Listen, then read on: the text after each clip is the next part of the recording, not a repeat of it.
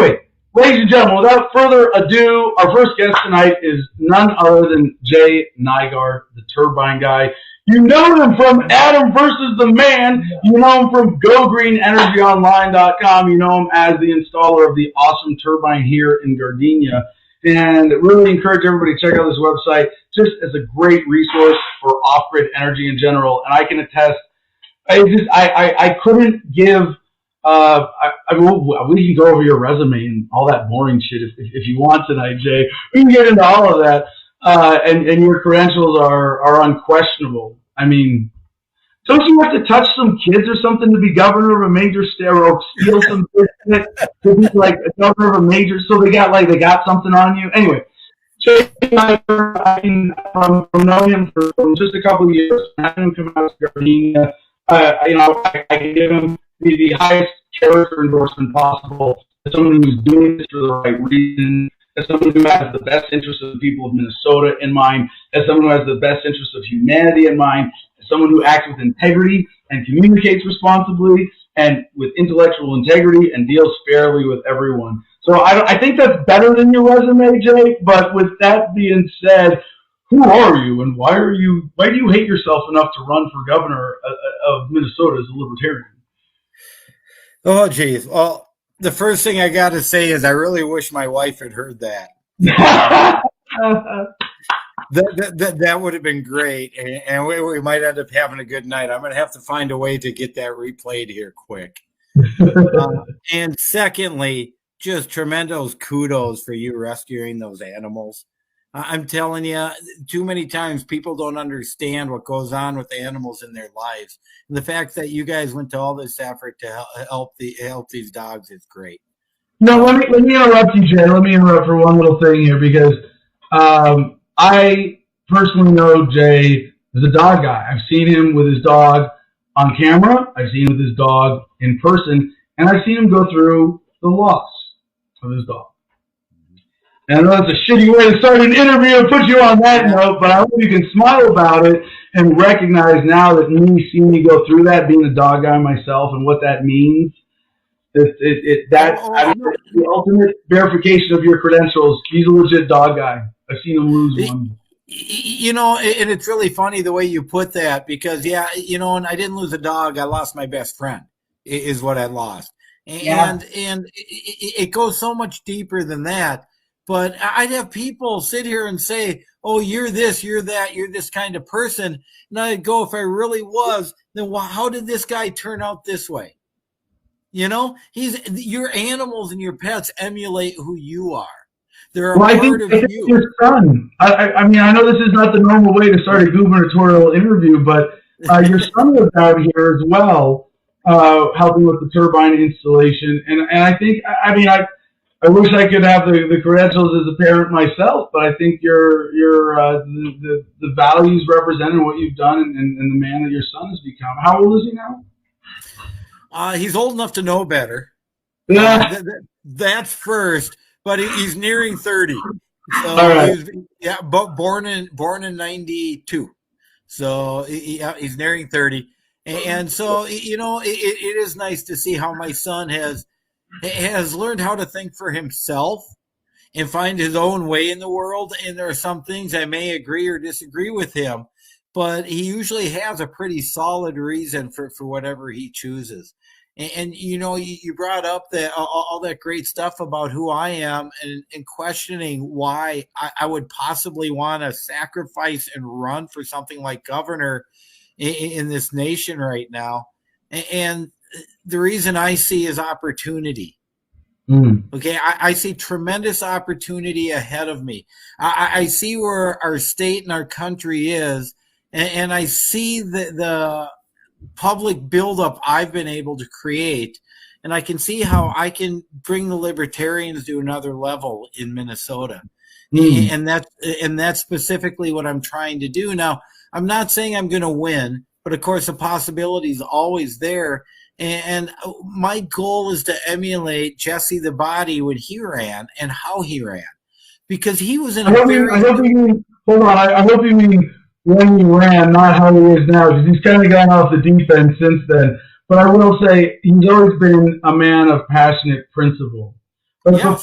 before you jump into that, I want to ask you one more introductory question, kind of as a matter of principle. You know, obviously you've got, you know, the city of Orono Planning Commission, City Council. You've been involved with a lot of stuff with civil disobedience on the lake with your own property and the turbine and zoning. And you've got your own business. So if you want to hit any other sort of, also you're a Navy veteran. But I want to say that obviously your passion is what you've been doing now and for, I believe, the longest part of your life, at least since the military, with wind turbines and alternative energy in general. So I would ask, what principles drove you into that particular flavor of entrepreneurship? What principles? It's a principles of self-determination is the main principle. I always, throughout my life, have done what I can for myself. I still change the oil in the numerous vehicles I have. I don't trust other people to do that. I do that kind of stuff myself. And a large part of my YouTube channel, The Turbine Guy, is dedicated to empowering other people to do for themselves. I've got DIY on how to install solar and battery banks and things like that. So the big principle that's driving, actually, that's a big part of it. Also, the principle of justice, which I have found is severely lacking in this country. When I grew up, you know, we believed justice was a certain thing. And then when you get involved with the justice system, you find out that the justice system is a whole nother thing. And then when you reach a level like I have, and you have, Adam, you find out that not only the justice level is a whole nother thing, but the justice system can be a punitive thing. It's an injustice. It's a preserve the authority system. And that's what frustrates me, is how that works, especially in this state. And you know, you're asking principles. You know, the guiding thing, there's several high-ranking things on my list. But the highest-ranking thing in the state of Minnesota, and I bet you're going to disagree, or you're going to agree with me completely, is that if I'm elected governor, there's not going to be another Minnesota National Guard member that travels overseas for a foreign war without a declaration of war by Congress. Absolutely. I see where you're going with that, Jay. I agree 100%. And I see that the line you have drawn is a pretty popular, unobjectionable one. But I would go a step further. Why give Congress? Let's restate that in principle, right? It's not, oh, well, if Congress says Hold on. You interrupted me before my sentence was done. And even if Congress does declare war, it's still questionable. So there are opportunities where you may need, in certain circumstances, to actually do something. But to me, the Minnesota National Guard is going to return to being a National Guard as opposed to an international guard. You're here. Very, very well said. Numero uno. Yeah. So second. Hold on. Second. I am going to immediately write an executive order to form commissions to determine who is in jail in Minnesota for non-violent drug offenses.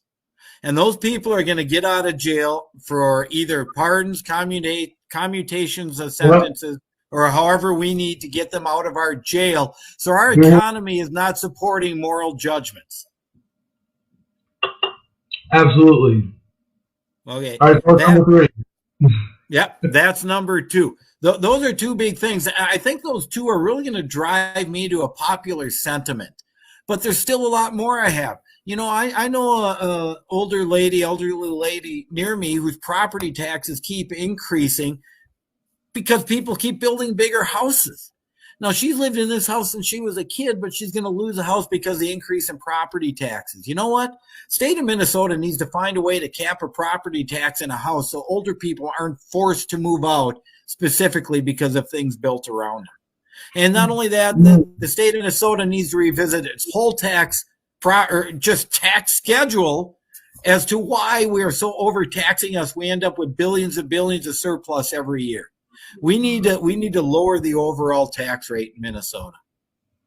Now, I think a lot of people in Minnesota, especially voters on the left, there are a few of those there, might see Go Green Energy online, look at your credentials and alternative energy, and say, well, great, we're finally going to have a governor who's going to get the government to spend all this money on alternative energy. But I don't think that's where you're going with this, is it? No, that's actually a really good point. I'm going exactly where you're going, but instead of saying the government's spending all this money, the government's getting out of the way. We're going to find ways to empower people to harvest what's available to themselves. You know, there's something else you're going to agree with. The government does create one thing, and it's very good at creating it. And what it creates is misery. No matter what the subject is, the government creates misery. And people said forever, when the government comes, says we're here to help, you got to run the other way fast. And that's the problem. We need to get government the heck out of the way so that people can do for themselves. And my wife, my son, my whole family are the perfect example of people who simply wanted to harvest the energy available to them. But for some reason, the government and the judicial structure were against that. That's something I definitely aim to change. Yeah. Now, the most powerful part about your candidacy in that issue is that you can tell your personal story and say, I tried, and government actually stopped me, and I fought them, and they didn't back down. They kept being assholes. That was the nature of government in Orono. I can always say the name wrong. Is that right? Orono. Yeah, you don't say the second O because it's one of those weird Minnesota words. Like the wash. Yeah, right. Don't get me started. But that doesn't. I want to challenge you, as if I'm playing that typical liberal voter. Oh, you're an alternative energy guy. Why shouldn't the government spend more on alternative energy? What's your soundbite response to someone asking? Why should the government not spend more on alternative energy? Because the government costs more in every single damn thing they do.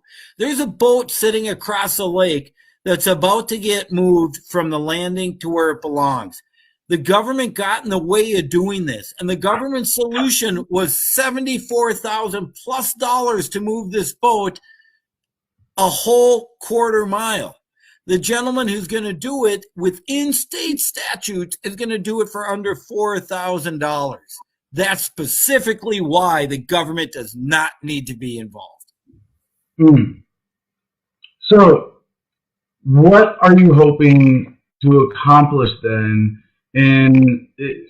Short of victory. You still got to win the Libertarian nomination. Do you have competition?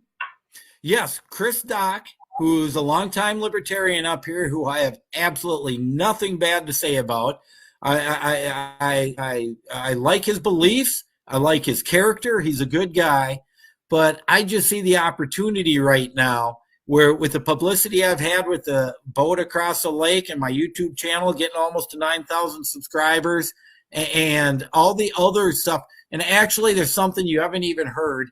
We are now in federal court with the city of Orono over them criminally prosecuting us for failure to obtain a permit to replace a driveway of all that. Wow.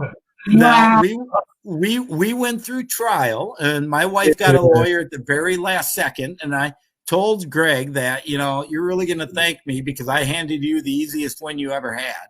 And sure enough, halfway through the trial, she was dismissed for lack of probable cause because she had nothing to do with it. And then I was found not guilty at the end, representing myself pro se. So we're in federal court, and we just got at the appeals court level. And it was so much fun watching three honest-to-goodness federal judges who cared about the Constitution and the law go after the city attorney as to why they weren't following it.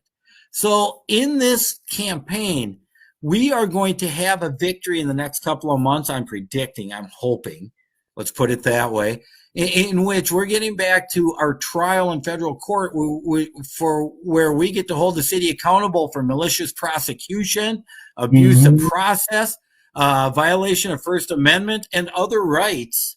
So the whole point of all of that I just said is me and my wife and my family have sacrificed our sacred honor and ourselves and our financial wherewithal for everybody else. Because if we don't win arguments like this, everybody loses. And that's what we're in for, is building and supporting rights. And we're fighting with our own money to do that. Awesome. Hey, Jay, I got to interrupt here, too. From Odyssey, we have a comment. At Tom the Turbine Taylor, I only made that account just for this interview, just to make that comment. He said 2 Minnesota voters here. So, hey, Joe's going to be watching the comments. He also has a question. He'd like he has one already. I was going to say, questions from Minnesota voters have priority right now. Would you eliminate income theft? Income tax. Theft. I would very much like to be able to do that. And that's a tremendous question. Because the income tax is so insidious, people do not understand that what it's doing is stealing your life force. What you've chosen to do... Hold on. I got foundational question. Is the income tax ethical for government as a policy? No. That's simple. And I'm going to finish this real quick. Because you have spent a certain part of your life to earn stuff. And the government has chosen, no matter how much you're earning, we're taking this part of your life force away. And the way I used to explain it to people was, when my wife was working as a corporate officer and I was a stay-at-home dad doing things, was she would basically, after I added up all the taxes, we were paying 65% tax rate. And I'd explain to people, and go, property taxes, income sales taxes, everything. And I would explain to people that my wife is now working partway into Wednesday for everybody else, or partway into Thursday, I'm sorry, for everybody else. Would you have her working till Friday for everybody else before she can make money for her own family? Is that what this country's about? And I say no. Taxes need to be voluntary. You purchase a property, I get property taxes. You buy something at a store, I can understand that maybe you've got a small sales tax on needed things like foods. It's very small, but you've got escalated tax for other things like alcohol or luxury products. That all makes sense. Yeah. I really love that idea for a libertarian candidate, saying we're not going to end all taxes, we're not running around screaming taxation is theft, but let's redefine it. Let's say the only taxation that's legitimate is voluntary. How can we get there? Yeah, I think that's because it's your choice. That's what libertarians are. Libertarians are about what you want to choose to do. If you choose to pay the taxes on that product, that's up to you. And you know what? That's proved every single day when people buy cigarettes and alcohol that are overtaxed. Yeah, so overtaxed. And so, Jay, there's some bigger picture stuff I want to ask here, because I think voters now, or anybody watching this, has a good sense of who you are, your principles, your background, and your attitude towards government. I mean, you're a voluntarist who's telling it as it is best he can to the public, straight up, and saying, I'm going to create a practical policy approach to move us in that direction. Yep. But that's not enough. That's not nearly enough right now for a libertarian to break through the duopoly stranglehold on the system to just be a better alternative, because people are particularly frightened. And I'm of the opinion that this is sort of the desperate last licks of a dying system, that it's more of an illusion than anything. But, oh my God, we just had 2 years of a deadly global pandemic. Oh my God, World War III is starting in the Ukraine. All of that, and there's so many other ancillary issues to those, but there's a general state of anxiety. And one of the reasons politicians deliberately create that is it creates a rally around the leader and a stick to what is working effect, even if it's barely working, because you don't want to risk going into anything else. They want to make people afraid of trying something new, like a libertarian for governor of Minnesota. So can you touch on where you see humanity right now? I know that's not an issue for the state government of Minnesota, but if you are given the authority of the governor of Minnesota, how do you see that fitting into the context of global events, and how do you intend to use that as a leadership position in what we're going through right now? It's a very good question. It is all encompassing. And unfortunately, like you stated, being a governor of Minnesota, you're limited in your abilities. But I firmly believe, and I've always believed, that you lead by example. And if you set a good example, others will follow. And I don't want to harp on Ron DeSantis, but what he's done in standing up with what's going on is something that really should be emulated by the Republican governors. And I don't see it happening. But what I can do as a governor of Minnesota is show that there actually is another way to do things. And I can do that by setting the example for other people. And that's my whole goal, is to set that example so that people can specifically see that there's another route, that you don't have to be alarmist, that when things like this happen, like viruses, you can treat them like anything else or what's happened before, and you find your way through whatever crisis approaches you with calm instead of hysteria. No, it's a great, I want to say almost non-answer, because part of me is going like, but Jay, don't we need a centralized plan for freedom? Don't we need leaders to take charge and steward society through these times? And it's like, no, we need people to lead by example. And this is a tough thing. And I want to say, I think personality-wise, you and I have a sort of artificial humility built in by social expectations. But in all the ways that I value the life that I have built for myself as a beautiful expression of my values, I think that yours is too. And I don't think you should be afraid to say, I'm here to lead by example. I'm not Jesus, but I'm a damn good contrast to everybody in the old parties. If everybody acted like Jay Nygard, Minnesota would be a lot happier. Exactly. And that's exactly what I'm here to do. You know what I'm here to show people? I'm here to show them I'm just like you. You know what? I'm not perfect. I got plenty of problems. I grew up with plenty of problems. I've lived plenty of problems throughout my life, and it's helped develop me to where I am, just like everybody else in our world. And I'm not going to deny any of those. I'm going to admit those issues, especially if people bring them forward. Not only am I going to admit them, I'm going to talk about them as to this is why we need to do something. Okay, this is why we need to do that. I'm not going to play the hide and dodge. I'm not going to be the politician. I'm always going to be myself. Well, we have a question from, excuse me?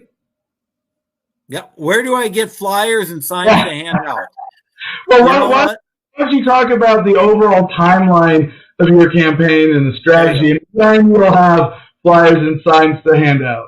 But also, let's get everybody who's watching this, who's in Minnesota, who can get to the Minnesota State Libertarian Party Convention, right? Go ahead. Right.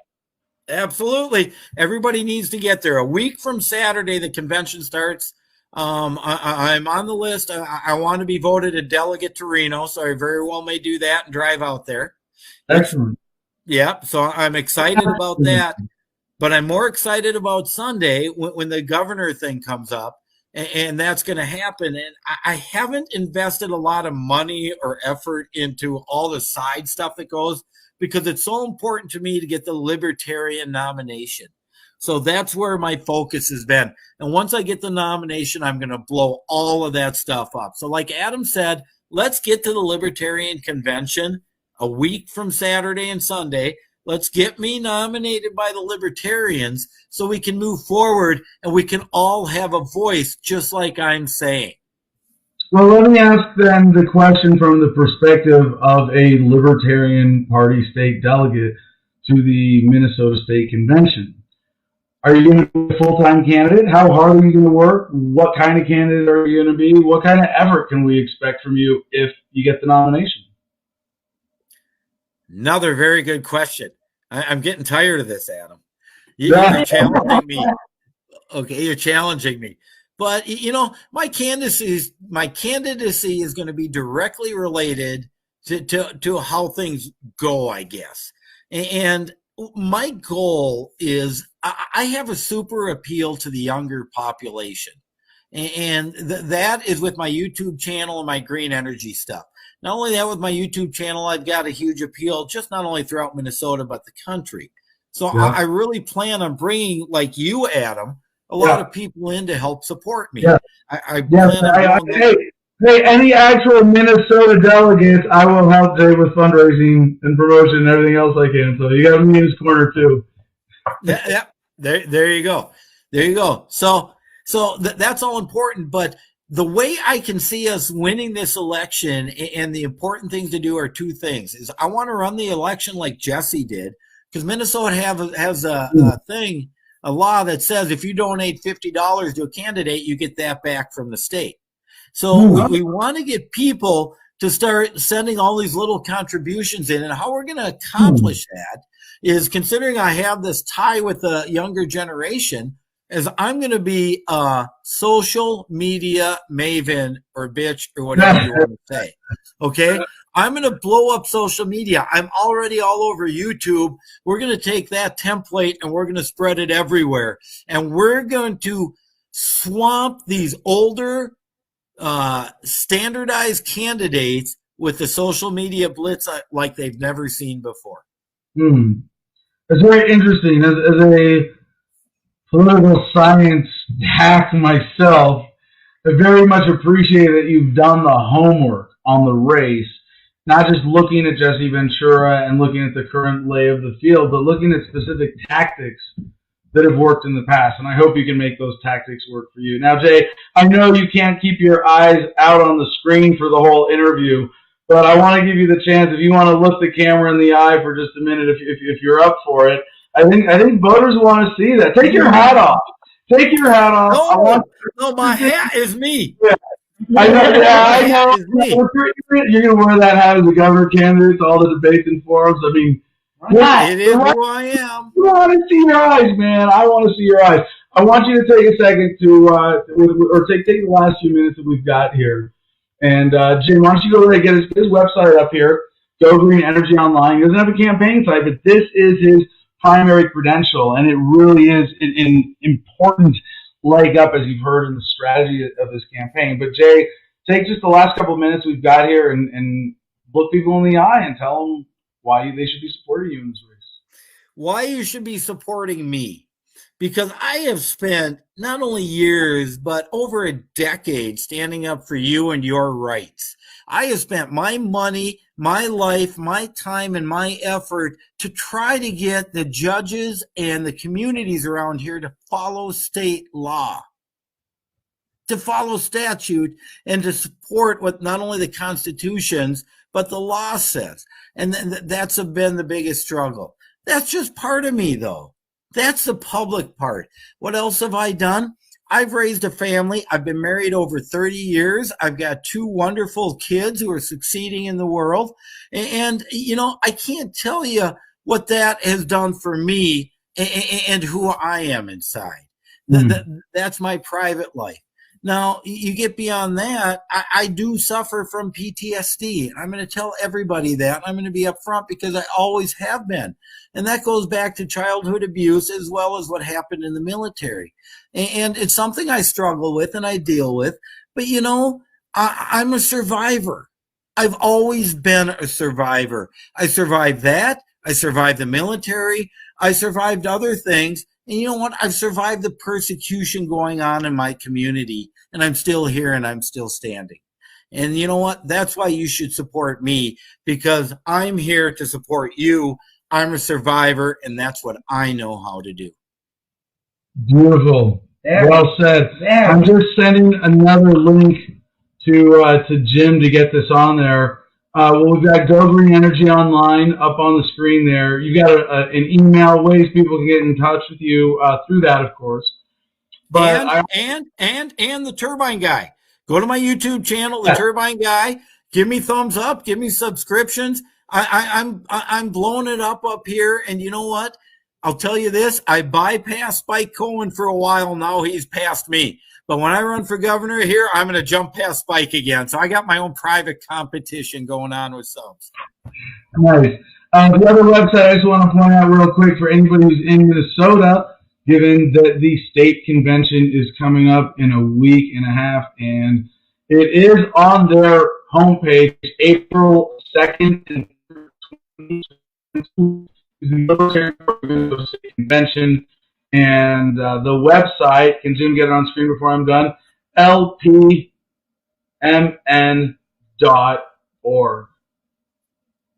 I think it's great that you're running for the primary without a website. You can say, if you need a website to go to the party. Oh, now it's on my face.